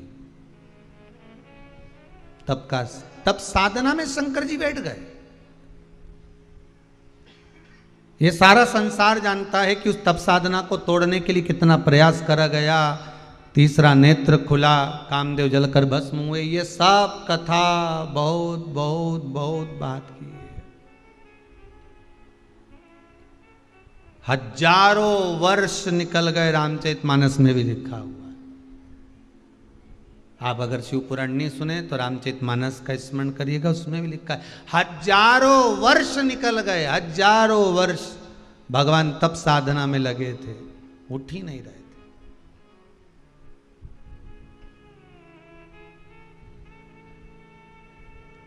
बाबा उठे ही नहीं।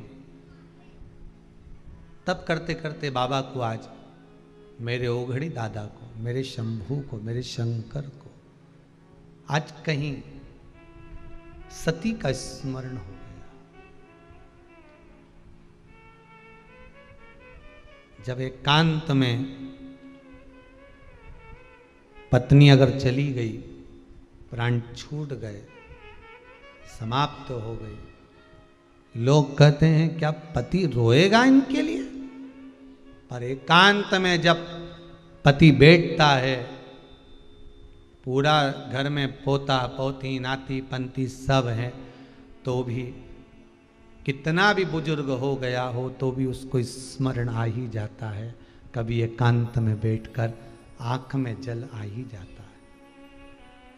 पत्नी भी चाहे कितनी भी बुजुर्ग हो गई हो, जिसका कहीं पति चला गया हो, भले इस घर में सब कुछ है, दादी हो तुम, सब कुछ है, पोता पोती नाती पंती धन दौलत बहू बेटा सब अच्छे हैं, तो भी कई साल निकल जाते हैं, सालों, उसके बाद भी कभी स्मरण आया तो अश्रु निकल ही जाता है।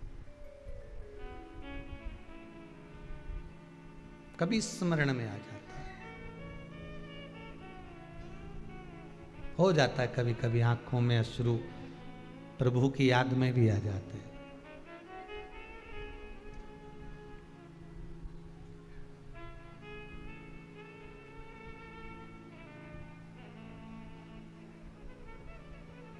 कभी कभी आंखों में अश्रु आ ही जाते हैं। भगवान मेरा ओघड़दानी, मेरा त्रिकालदर्शी, मेरे कैलाशी, मेरे अविनाशी, मेरे शिव बैठे थे। आंख में सती की याद स्मरण करते करते आ गई। कब आई? जब स्मरण में राम चल रहे थे। राम का मैंने दर्शन करा, कुंभज बाबा के आश्रम से होकर आया, मुझे मेरे राघव का दर्शन हो गया। राघव के दर्शन को याद करते करते, राम जी के दर्शन को याद करते करते वो सती भी याद आ गई।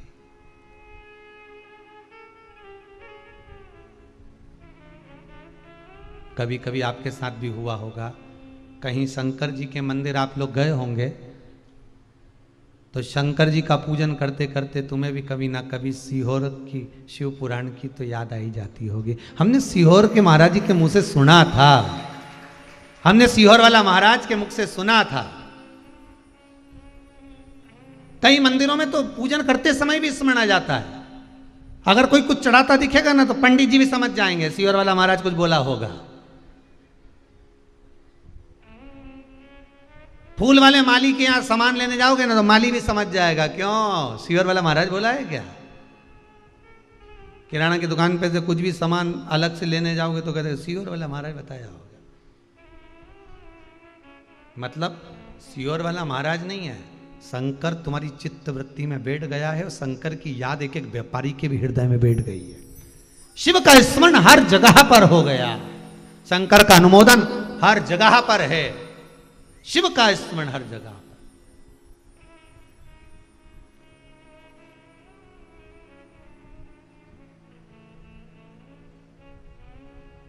चित्तवृत्ति में आ गया, सती का अनुमोदन हो गया।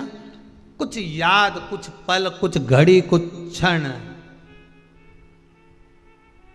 आ गए और मन में आया, ओ काशी वाले, ओ डमरू वाले,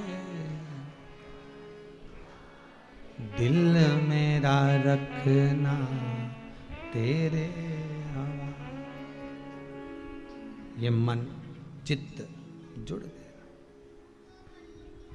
बस हृदय पहुंच गया माता सती के स्मरण में।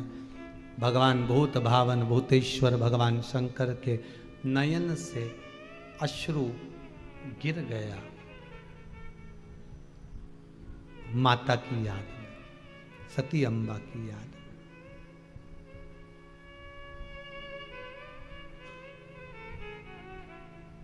माता की याद में, सती अम्बा की याद में। दिल मेरा रखना तेरे हवाले, ओ काशी वाले।